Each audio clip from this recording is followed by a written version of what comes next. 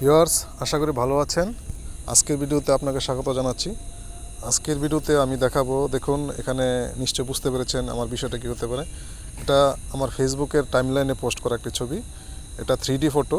তো আমি 3D photo post করিনি, আমি সাধারণ একটি ফটো পোস্ট করেছি, কিন্তু এটি 3D হয়ে গেছে এবং অসাধারণ হয়ে গেছে। আপনি যখন মোবাইলটা স্ক্রল করবেন, অর্থাৎ ডানে বামে আপনি নাড়াবেন, তখনও আপনার এই ছবিটি নড়বে এবং খুব সুন্দর দেখা যাবে। তো এই ছবিটি আপনি আপনার টাইমলাইনে পোস্ট করতে পারেন। এটা কীভাবে করা হয় সেটা আমি এখন আপনাদের দেখাবো। দেখুন,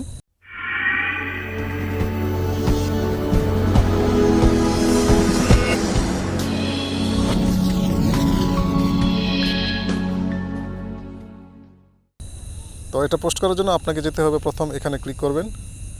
ক্লিক করার পর নিচে আসবেন, দেখুন এখানে 3D ফটো একটা অপশন লেখা আছে, এখানে ক্লিক করবেন। ক্লিক করার পর আপনি যেই ছবিটি দিতে চান সেই ছবিটি বাছাই করবেন। আমি এটা দেব। দেওয়ার পর আমি এখানে পোস্টে ক্লিক করবেন। ক্লিক করা হয়ে গেল, এখন আপলোড হবে, একটু ওয়েট করতে হবে, একটু ওয়েট করুন। আপলোড হচ্ছে, হ্যাঁ আপলোড হয়ে গেছে।